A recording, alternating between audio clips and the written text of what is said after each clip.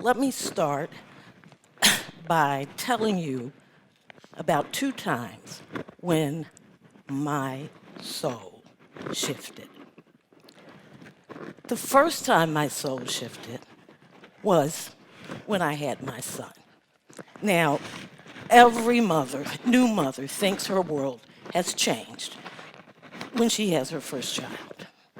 But what made my soul shift, that is, what made me different in the world, was not that I was a mother, but that I was the mother of a boy. Did not expect it, okay?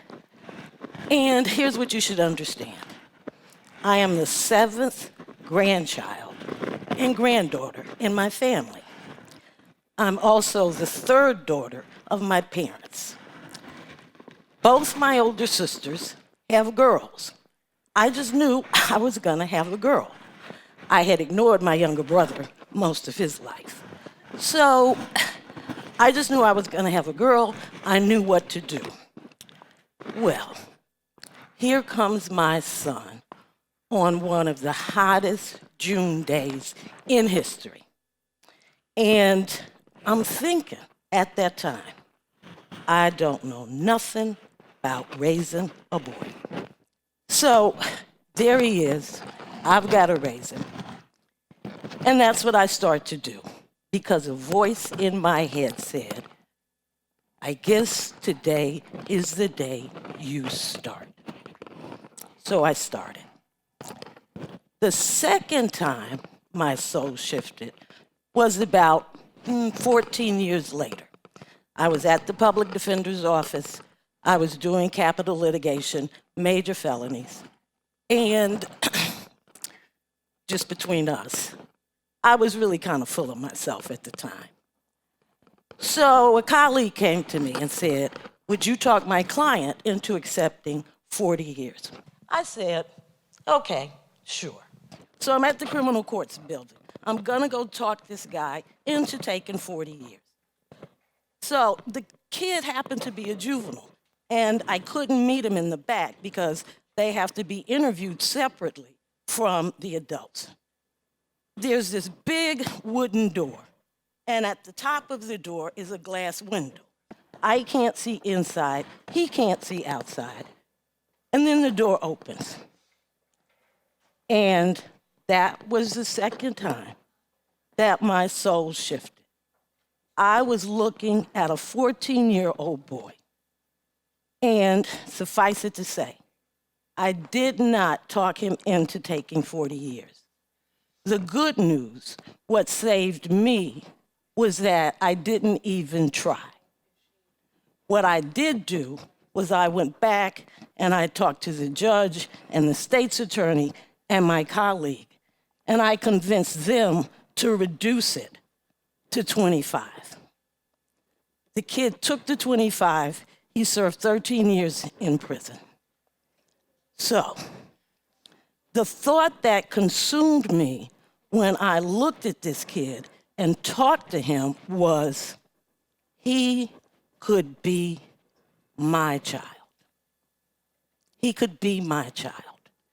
And that thought has stayed with me for the past over 20 years. It is what has informed my work at the Mandel Legal Aid Clinic. And my clients come from all different sorts of places and things. But the one thing that my clients have in common is that they don't know what to make of a criminal defense lawyer. It's not a relationship that they have a context for. I'm not their teacher, I'm not their parent, I'm not their caseworker. So what do I become to my clients? And what I've become over the years is a term that my coworker, Michelle Geller, who is an extraordinary social worker, and I have come up with. I become their mother-in-law. And what that means is that with successful relationships with my client, they come to know me and auntie-in-law Michelle as the people who will stand up for them no matter where we are, who will advocate for them in a courtroom and also in the principal's office or in a staffing. They come to know us as people who will show up and tell the judge and anybody else the good things about them, the potential that they have. They come to believe that we will say to people when they ask us, how many chances are we supposed to give him, Attorney Conyers? That we will answer as many as he needs. As many as he needs. And so, what my kids come to think of us as is a family, part of a family. Kids respond to relationships. The surliest kid on the planet wants someone to take care of him. So on behalf of my kids, let me say this. I don't think we like children. Not really. We like childhood. We don't like kids. Why, if we did, why would we abuse and neglect them, fail to nurture them, set horrible examples for them, and then punish them so harshly when they give back what we have given them? We don't like them. Instead, we have this myth of childhood, where childhood is that wonderful time of innocence, where kids see all the wonders of the world and all the endless possibilities open to them. Next to that myth, we juxtapose an even more sinister and deadly myth, and that is the myth that brown and black children lose their innocence and their childhood earlier than their white counterparts. So, what does that mean? What it means is that we have got to start thinking about what childhood is, especially in terms of punishment in a justice system. Most kids lead the lives their parents lead. By the time my kids walk into a courtroom, they have lived lives of poverty, violence, trauma, addiction, disillusionment, and injustice. And some of them have yet to turn 14 when I first start defending them. So, in examples, when somebody says to me that a 10-year-old boy is street smart, it breaks my heart. If a 10-year-old can maneuver the streets by himself and outwit adults, I see neglect and need. That's what I see, not street smarts. When someone describes a 12-year-old girl as fast or loose or whatever the more modern pejorative is, I want to rant. At 12, if anything, by any sane standard, she has been unprotected and abused. When somebody tells me that a 12-year-old boy is the man of the house, my blood boils. If he's taking care of the house, who is taking care of him?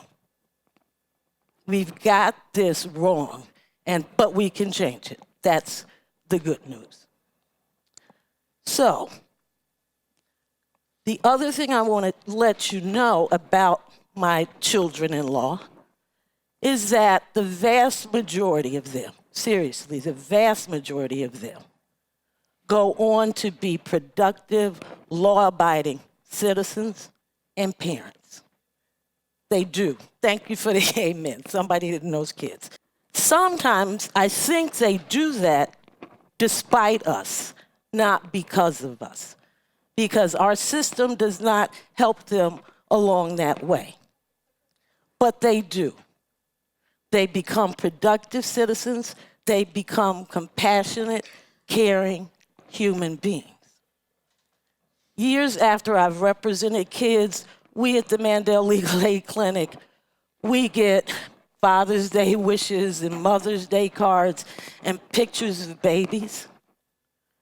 And I have attended sports events, school events, baby showers, high school, and college graduations, all my children-in-laws. And yes, I have attended funerals. But they become just like the rest of us.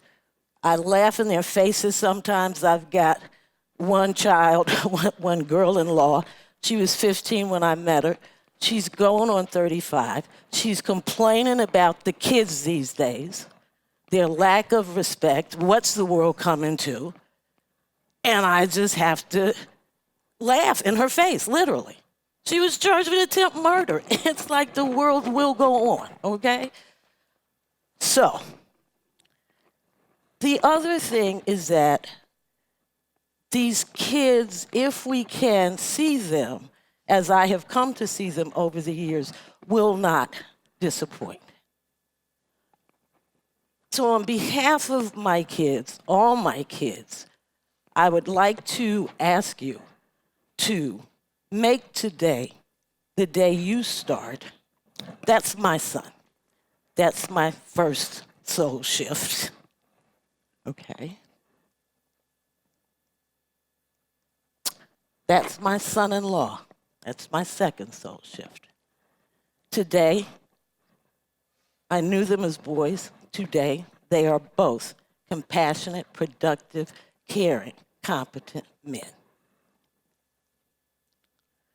So today should be the day that we all hope that we can look at any child and say, that could be my child. Pick one, anyone. Thank you.